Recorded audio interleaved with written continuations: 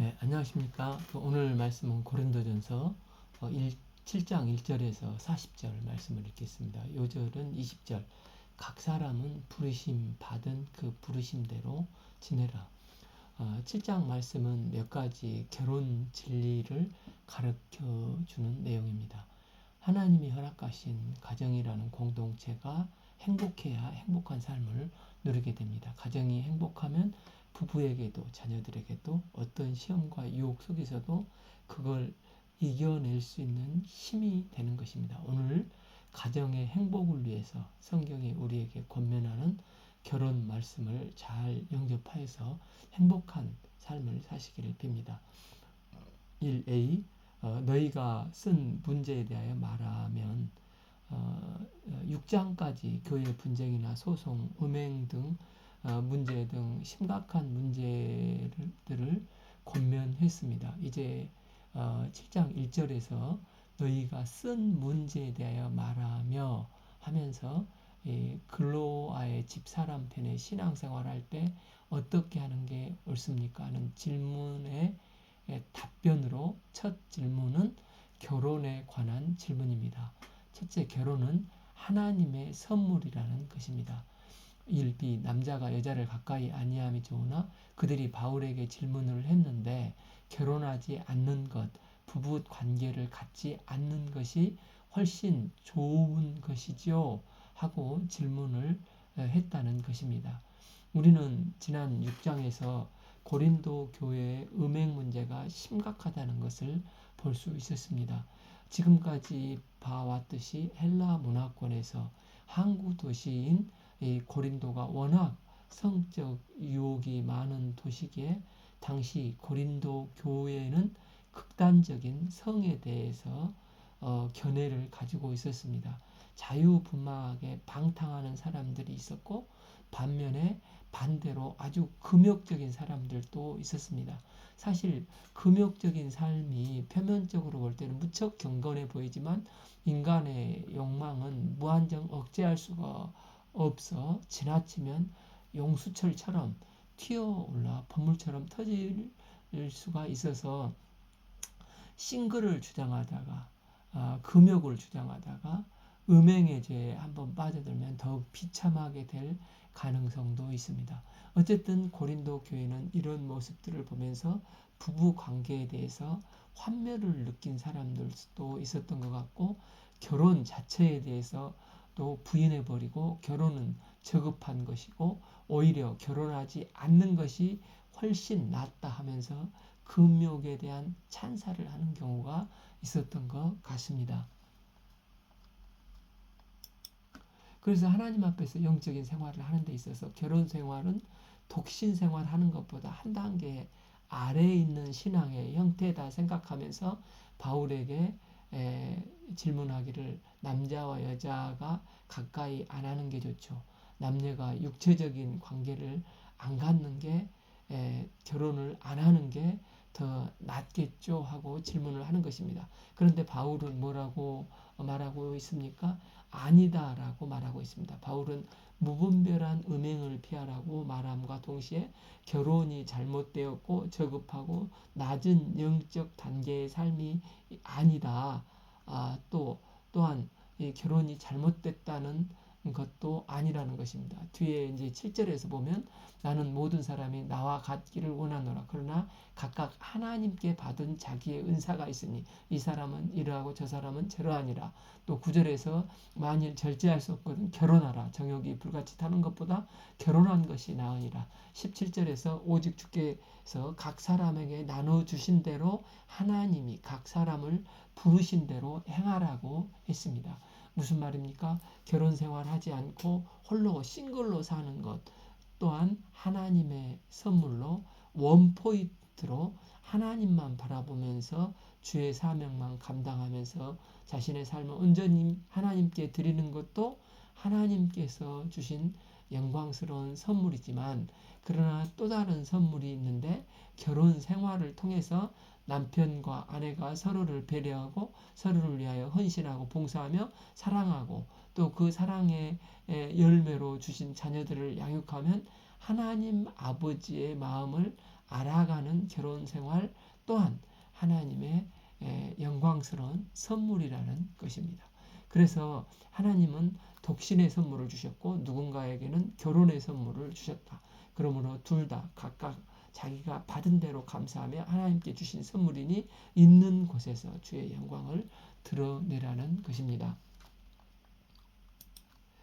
두 번째, 결혼은 음행을 피하기 위해서 주신 안전지대이며 가정은 거룩한 삶을 살게 하는 하나님의 선물이라는 것입니다.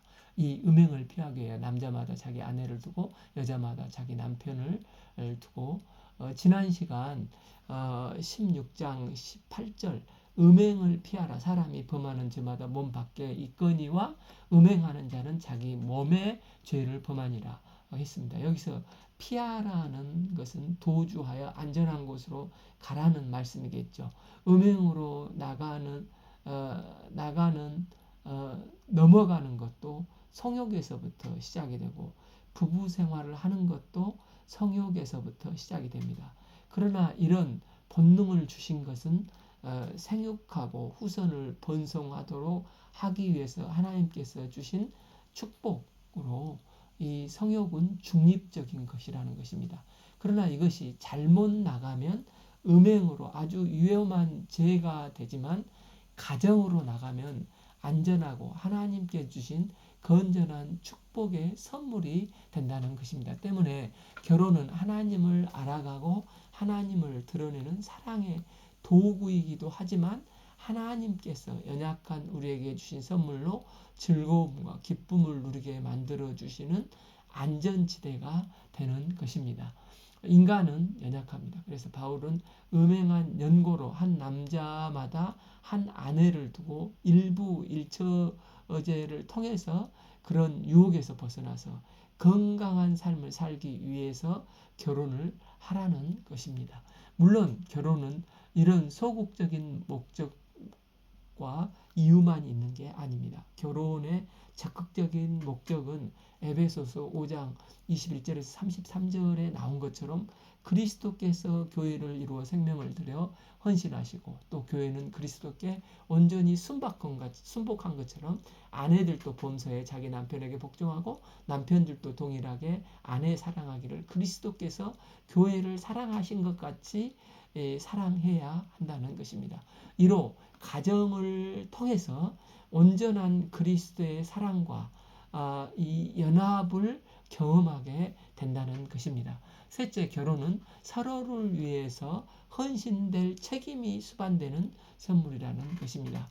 3. 남편은 아내에게 대한 의무를 가지고 아내는 그 남편에게 그렇게 할지라. 여기서 의무를 다한다는 것은 영적인 필요와 관계적인 필요뿐만 아니라 또한 부부의 육체적인 필요, 정서적인 필요를 서로가 채워질 의무가 남편과 아내에게 서로에게 있다는 것입니다.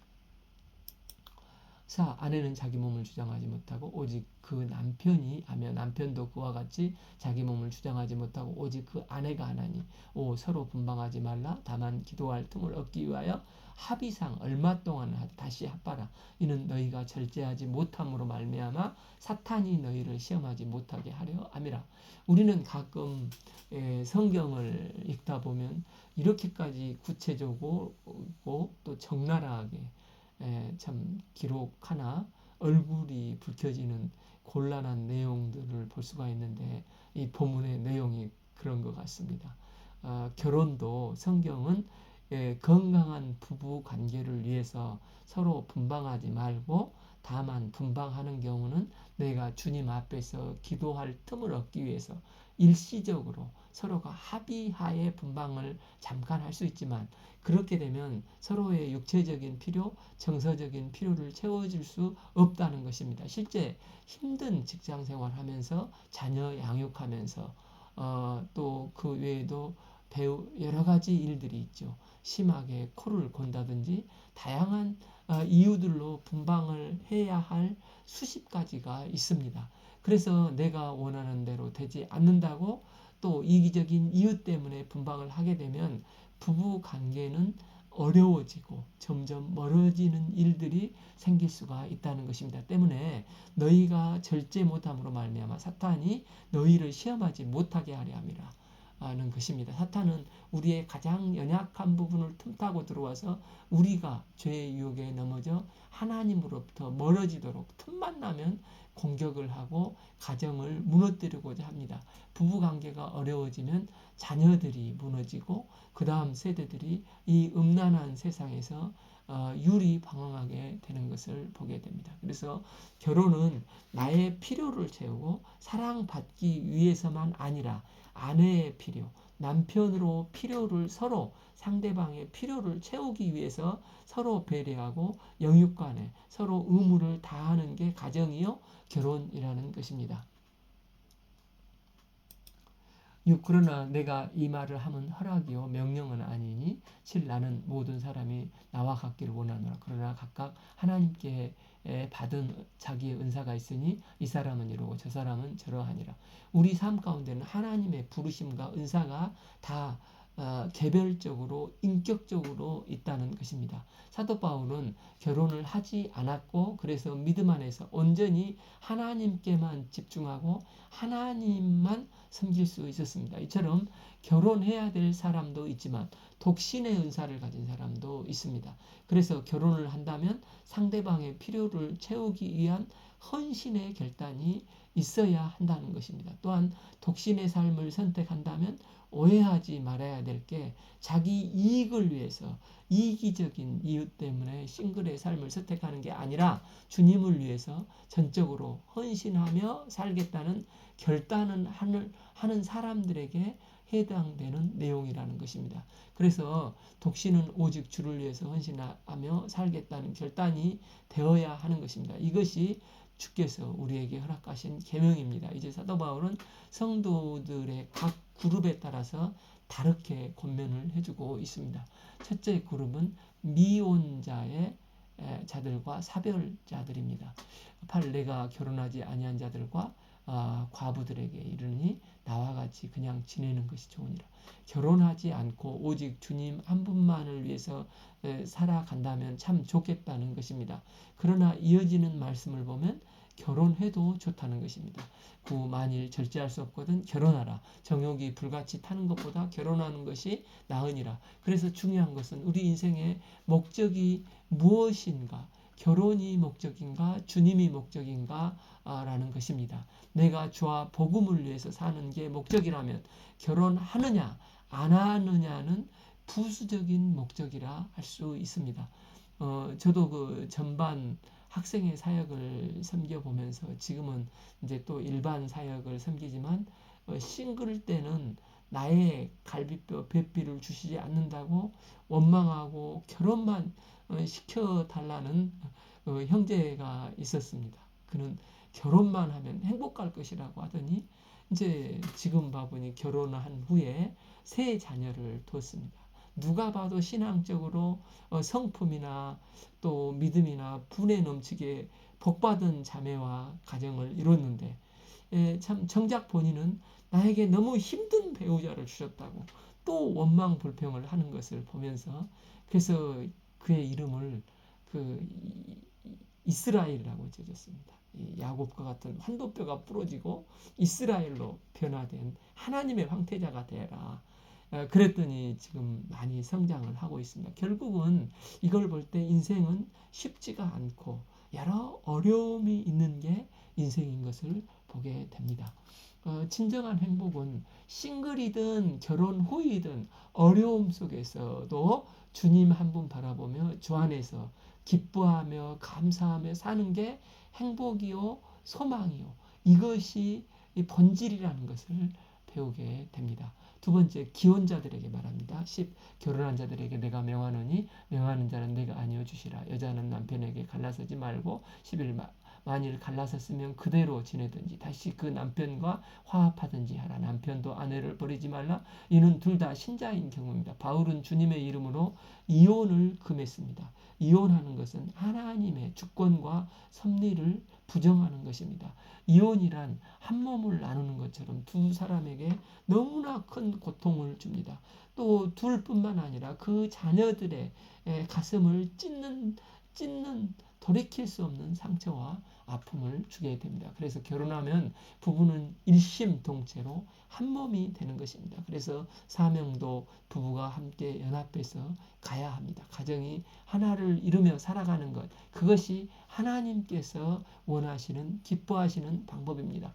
세 번째, 나머지 부분을 말합니다. 12. 그 나머지 사람에게 내가 말하노니 이는 주의 명령이 아니라 만일 어떤 형제에게 믿지 아니하는 아내가 있어 남편과 함께 살기를 좋아하거든 그를 버리지 말며 13. 어떤 여자에게 믿지 아니하는 남편이 있어 그 아내와 함께 살기를 좋아하거든 그 남편을 버리지 말라. 특별히 고린도라는 도시에서 볼 때 안 믿는 아내나 남편은 너무나 세속적으로 자유분방한 사람들이었습니다. 그런 고린도 도시에 복음이 들어왔습니다. 그래서 부부 중에 한 사람이 예수님을 믿게 되었습니다. 그러면 나는 예수를 믿게 되었는데 배우자는 여전히 믿지 않는데 그런 상태에서 결혼 생활을 어떻게 해야 하는가에 대한 질문입니다. 그런데 내 배우자는 예수를 안 믿으면 아주 부담이 될 것입니다. 왜냐하면 지난 시간 그 6장 16절을 보면 창녀와 합하는 자는 그와 한 몸인 줄 알지 못하느냐 일렀으되 둘이 한 육체가 된다 하셨느니라 하였습니다. 그러니까 내 남편은 여전히 하나님을 안 믿고 오히려 바알 신앙을 믿고 있습니다. 이런 상태에서 결혼을 하게 되면 내가 더러워지고 음란한 우상 숭배자가 되는 게 아닌가 하는 생각을 할 수 있습니다. 그런데 14. 믿지 아니하는 남편이 아내로 말미암아 거룩하게 되고 믿지 아니하는 아내가 남편으로 말미암아 거룩하게 되나니 그렇지 아니하면 너희 자녀도 깨끗하지 못하니라. 그러나 이제는 거룩하니라. 이 말씀은 구원받아 천국 간다는 게 아니라 믿지 않는 남편과 함께 있는 아내의 하나님으로 말미암아 이 결혼 생활이 거룩하게 구별되어서 하나님께서 이 가정을 지켜주신다는 말씀입니다. 그래서 믿지 않는 배우자 우상이 주관하는 게 아니라 나의 하나님이 우리 가정을 주관하시고 보호하시고 지켜주시고 계신다는 것입니다. 때문에 이런 과정 속에서 둘이 합하는 것은 음행도 아니요 우상 숭배도 아니요 오히려 그 가정을 하나님께서 지켜주시기에 이 가정은 거룩한 가정이다 라고 말씀하고 계시는 것입니다. 그러면서 15. 혹 믿지 아니하는 자가 갈라지거든 갈라지게 하라. 형제나 자매나 이런 일에 구애될 것이 없느니라. 그러나 하나님은 화평 중에서 너희를 부르셨느니라. 16. 아내 된 자여 내가 남편을 구원할지 어찌 알 수 있으며 남편 된 자여 내가 내 아내를 구원할지 어찌 알 수 있으리요. 구원에 대해서 하나님의 주권에 맡기고 있습니다. 그러나 이 결혼 생활에 대해서 네가 혹시 믿지 않는 배우자를 구원의 길로 인도할 수 있기 때문에 복음을 전파하고 중보 기도하고 믿음으로 삶을 사는 삶을 살아라는 것입니다. 믿지 않는 배우자와 결혼했을지라도 믿는 자가 가정의 복의 통로가 되어 헌신하고 선교적인 사명을 감당해야 한다는 것입니다. 사도 바울과 그 일행들은 지금 복음을 증거하기 위해서 선교지에서 목숨을 걸고 선교를 하고 있는데 여러분들도 가정 복음화를 위해서 어렵다고 포기하지 말고 중보기도하며 도전해서 가정 선교를 해야 한다는 것입니다. 여러분이 정말 기억해야 될 것은 결혼은 단순히 행복을 위해서 결혼한 게 아니라 헌신을 통해서 배우자의 영혼 구원을 위해서 한다는 것입니다. 그래서 베드로전서 3장 1절에서 아내들아 이와 같이 자기 남편에게 순종하라. 이는 혹 말씀을 순종하지 않는 자라도 말로 말미암지 않고 그 아내의 행실로 말미암아 구원을 받게 하려 함이라. 너희의 두려워하며 정결한 행실을 범이라 했습니다. 내가 이 사람을 정말 행복하게 해 줘야겠다.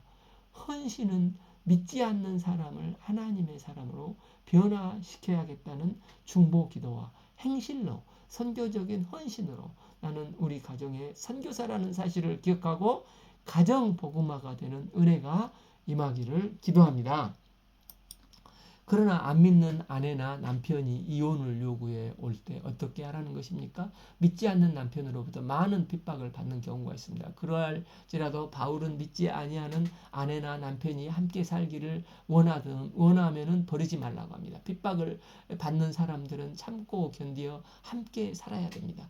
그런데 믿지 않는 아내나 남편이 끝까지 함께 살기를 원치 않으면 이혼하기로 결정을 했으면 이혼을 하라는 것입니다. 혹 믿지 아니하는 자가 갈라지거든 갈리게 하라. 형제나 자매나 이런 일에 구애될 것이 없느니라. 그러나 하나님은 화평 중에 우리를 부르셨습니다. 그러므로 가능한 한 화평하게 살려고 노력을 해야 합니다. 아내된 자의 남편을 구원할지 또 남편이 아내를 구원할지 어찌 알 수 있겠습니까? 그래서 바울은 이런 결혼에 대한 권고 속에서 결혼 문제에 대한 바울의 원칙이 무엇입니까? 17절 오직 주께서 각 사람에게 나누어 주신 대로 하나님이 각 사람을 부르신 대로 행하라. 내가 모든 교회에 이와 같이 명하노라. 하나님의 크신 뜻과 섭리 가운데서 이루어진 결혼 관계를 예수 믿는다는 이유로 파괴되어서는 안 된다는 것입니다. 한 남편의 아내로 있을 때 그때 부르심을 받았다면 그 현실을 받아들이고 그 속에서 성도로서의 선한 영향력을 끼치며 사명을 다해야 한다는 것입니다. 고린도 교회에는 실제 노예였던 성도들이 많이 있었고 그런 사람이 노예였을 때 예수님을 만난 것입니다. 이 좋으신 주님을 만났는데 나의 신분은 노예인 것입니다. 그래서 나는 평생 노예의 성도로 살아가야 하나 낭망할 문제인가 하는 문제가 대두되었습니다. 그런데 사도 바울은 이런 자에게 염려하지 말라고 말합니다. 그러나 내가 자유롭게 될 수 있거든 그것을 이용하라고 했습니다. 이 말은 자유할 수 있는 기회가 주어지면 자유인이 되라는 뜻도 되지만 당시 형편으로 자유인이 되게 되는 게 극히 드물기 때문에 노예의 신분을 이용해서 노예의 성도로서 좋은 믿음의 영향력을 발휘하도록 하도록 하는 말로도 해석하게 됩니다. 주 안에서 부르심 받은 자는 종이라도 주님께 속한 자유인입니다. 18 할례자로서 부르심을 받은 자가 있느냐 무할례자가 되지 말면 무할례자로 부르심을 받은 자가 있느냐 할례를 받지 말라. 여기 본문의 부르심은 미래지향적인 부르심, 예를 들어 선교사나 어떤 사역자로 부르신 콜링을 말하는 게 아니라 어떤 자리에서 부르심을 받았는가입니다. 유대인인 상태에서 신자가 되었으면 그는 유대인 기독교인들에게 좋은 영향력을 끼쳐야 하지 그가 이방인같이 행동할 필요는 없다는 것입니다. 반면 무할례자가 기독교인이 됐다면 극단적으로 더 열심히 신앙생활을 하기 위해서 율법도 지키고 할례도 받아야 하지 않는가 그럴 필요가 없다는 것입니다. 할례를 받은 것이나 받지 않는 것이나 하나님이 보실 때는 본질이 아니고 아무것도 아니라는 것입니다. 19 할례를 받은 것도 아무것도 아니요 할례 받지 아니한 것도 아무것도 아니로되 오직 하나님의 계명을 지킬 따름이니라. 중요한 것은 하나님의 계명의 말씀을 지키는 것입니다. 그러므로 각 사람이 어떤 상황에 처해 있든지 있는 모습 그대로 부르심 받은 주님께 그곳에서 충성하는 생활을 하는 게 나의 부르심의 본질이라는 것입니다. 이 부르심은 상대적으로 비교할 게 아니라 거룩하신 하나님의 택함을 받은 그곳에서 주의 백성을 선한 영향력을 끼치는 것이 백성으로 선한 영향력을 끼치는 것이 중요하다는 것입니다. 각 사람은 부르심을 받은 그 부르심 그대로 지내라. 그래서 여기서 부르심은 내가 태어난 것, 나의 기질이 이미 가지고 있고 내게 주어진 은사, 지금의 환경 이런 게 다 부르심에 속합니다. 그래서 베드로는 유대인의 부르심을 받았기 때문에 같은 유대인에게 복음을 증거했고 사도 바울은 헬라 문화권에서 부르심을 받았기 때문에 이방인의 사도로 부르심을 받았습니다. 나의 있는 모습 그대로 내가 마음에 드는 부분이 있고 또 그렇지 않는 부분이 있다 할지라도 하나님께서 지금 있는 모습 그대로 여기에 부르신 것입니다. 20일 내가 종으로 있을 때 부르심을 받았느냐 염려하지 말라. 그러나 내가 자유롭게 될 수 있거든 그것을 이용하라. 고대 사회에서 노예와 자유인의 문제는 크리스찬이 해결해야 하는 대단히 어려운 문제 중에 하나였습니다. 그러므로 종으로 부르심은 운명론이나 사회적 차별 이야기를 하는 게 아니라 노예나 자유인이나 그리스도 안에서는 근본적인 차이가 없다는 것입니다. 22. 주 안에서 부르심 받은 자는 종이라도 주께 속한 자유인이요 또 그와 같은 자유인으로 있을 때 부르심을 받은 자는 그리스도의 종이니라. 23. 너희는 값으로 사신 것이니 사람들의 종이 되지 말라. 24. 형제들아 너희는 각 부르심을 받은 그대로 하나님과 함께 가라. 그래서 여기서 말씀하시는 것은 그 시대의 종이든 자유인이든 어떤 사회적 신분으로 부르심을 받았던 간에 우리의 성도는 그리스도 안에서 자유인이라는 사실을 잊지 말아야 한다는 것입니다. 너희는 값으로 사신 것이니 사람들의 종이 되지 말라. 이렇게 말씀을 하는 것입니다. 왜냐하면 우리를 가장 얽매이고 있는 것은 죄와 사망의 법에서 주의 은혜로 해방된 주의 보혈의 피로 값으로 사서 해방된 사람들이기 때문입니다. 그러므로 종이든 자유인이든 어떤 규범 안에 조직 안에 상사 안에 갑을관계 속에 있다 할지라도 나는 그리스도 안에서 자유인인 것입니다. 그 모습 그대로 주님께 영광이 될 수 있는 것입니다. 그러므로 우리가 사람의 기준이나 눈치에 내 인생이 결정된 것이 아니고 하나님 앞에서 내 인생은 결정이 되는 것입니다. 이것이 내적 자유인의 삶입니다. 우리가 그리스도 안에서 자유롭고 부르신 곳에서 최선을 다해서 주님의 영광을 드러내는 복된 삶이 될 수 있기를 기도합니다. 25. 처녀에 대한 내가 주께 받은 계명이 없으되 주의 자비하심을 받아 충성스러운 자가 된 내가 의견을 말하노니. 고린도 교인 중에는 처녀를 딸을 둔 부모가 자기 딸을 결혼시켜야 할 것인가 그냥 싱글로 지내야 할 것인가에 대해서 질문을 하였습니다. 이에 바울은 주께 받은 게 없다고 말하면서 세 가지 개인적인 의견을 제시를 합니다. 26. 내가 내 생각에는 이것이 좋으니 곧 임박한 환난으로 말미암아 사람이 그냥 지내는 것이 좋으니라. 바울은 계속해서 나처럼 지내라 권면합니다. 여기서 임박한 환난은 주님의 재림과 같은 종말론적인 상황을 포함해서 그로 인해서 지금 이 고린도전서를 쓴 게 AD 50년경이니까 곧 찾아오게 될 실질적인 박해 AD 66년 그 로마 대화재로 인한 큰 박해가 오고 또 AD 68년에 유대가 완전히 멸망하지 않습니까? 또 그 사이에 베드로와 바울이 순교를 당하지 않습니까?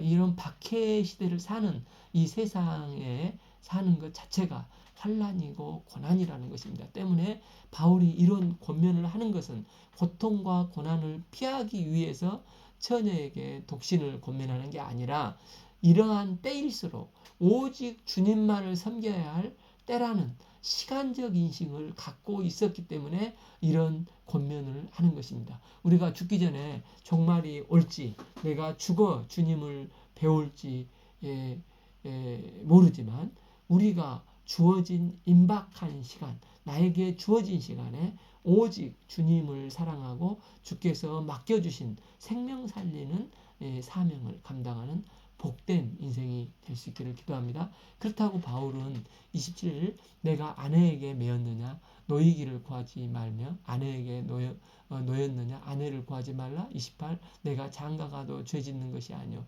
처녀가 시집가도 죄짓는 것이 아니로되 이런 그들의 육신에 고난이 있으리니 나는 너희를 아끼노라. 즉 바울은 어느 누구와 결혼해서 안 된다는 것이 아니라 결혼할 수 있지만 마지막 때에 결혼한 사람은 거기에 따르는 시련과 큰 고난을 감당할 각오를 해야 한다는 것입니다. 29 형제들아 내가 이 말을 하노니 그때가 중복되어진 거로 이후로부터 안에 있는 자들은 없는 자 같이 하며 30 우는 자들은 울지 않는 자 같이 하며 기쁜 자들은 기쁘지 않는 자 같이 하며 매매하는 자들은 없는 자 같이 하며 31 세상 물건을 쓰는 자들은 다 쓰지 못하는 자 같이 하라. 이 세상의 외형은 지나갑니다.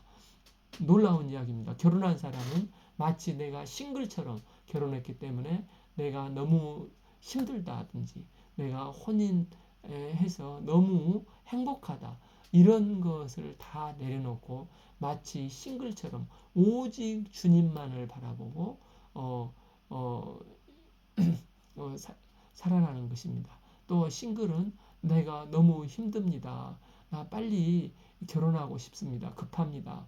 이렇게 살지 말라는 것입니다. 싱글 때도 주님의 은혜로 충만하게 살고 그러다가 또 혼인의 은혜가 임하면 행복하게 살라는 것입니다. 또한 결혼해서 기쁨과 행복이 많이 있을지라도 본질적인 기쁨과 행복은 주께 있다는 것을 고백하고 살아야 한다는 것입니다. 그렇지 않으면 그 관계가 일시적으로 어려워지거나 그 배우자를 빨리 잃게 되면 삶에 큰 절망이 찾아오게 되는 것입니다. 그래서 이 세상의 외형은 지나갑니다. 그래서 바울은 인간의 생사, 고락과 사회 제도를 인정하면서 과도하게 거기에 몰두하는 것을 금하고 있습니다. 우리가 집중하고 몰두해야 될 것은 다시 오실 예수 그리스도를 향한 준비하는 삶이라고 할 수가 있습니다. 베드로전서 1장 24절에서 그러므로 모든 육체는 풀과 같고 모든 영광은 풀의 꽃과 같으니 풀은 마르고 꽃은 떨어지되 이렇게 말했습니다. 또 사도 요한은 2장 17절에서 이 세상도 그 정욕도 지나가되 오직 하나님의 뜻을 행하는 자는 영원히 거하니라. 우리는 살든지 죽든지 오직 주를 위해서 사는 존재가 되어야 하는 것입니다. 이제 바울은 장가가고 시집간 후에 빠지기 쉬운 문제에 대해서 지적을 합니다. 32 너희가 염려하기를 원하노라. 장가가지 않는 자는 주의 일을 염려하여 어찌하여 주를 기쁘게 할까 하되 33 장가간 자는 세상 일을 염려하여 어찌하여 아내를 기쁘게 할까 하며 34 마음이 갈라지며 시집가지 않는 자와 처녀는 주의 일을 염려하며 몸과 영을 다 거룩하게 하려 하되 시집간 자는 세상 일을 염려하여 어찌하여 남편을 기쁘게 할까 하느니라. 35 내가 그것을 말함은 너희의 유익을 위하며 오직 너희로 하여금 이치에 합당하게 하여 흐트러짐이 없이 주를 섬기게 하려 함이라. 그러므로 바울의 생각은 이런저런 염려에 시달리며 주님을 섬기는 일을 소홀히 하는 것보다 독신으로 지내는 것이 낫다고 하는 것입니다. 돌이켜보면 청년 싱글 때처럼 주님과 친밀하게 또 주님을 원 없이 섬기려고 했던 기회가 없었던 것 같습니다. 그때는 열정이 있고 건강이 있고 자립심이 있고 나이가 20대였습니다. 청년의 때 창조주를 기억하고 주님을 원 없이 사랑하고 헌신하는 삶을 살 수 있기를 기도합니다. 또한 삶의 여건이 바뀌어서 이제 기혼자가 돼서도 주님을 섬기는 흐트림 없이 주님을 사랑하고 섬기는 삶이 되어야 하겠습니다. 바울이 이렇게 말하는 목표는 결혼도 중요한 것이 아니고 싱글도 중요한 게 아니라 오직 주님을 섬기는 삶의 선명한 목적이 중요하고 주님을 집중해서 섬기는 삶을 살기를 바라는 것에 있다는 것입니다.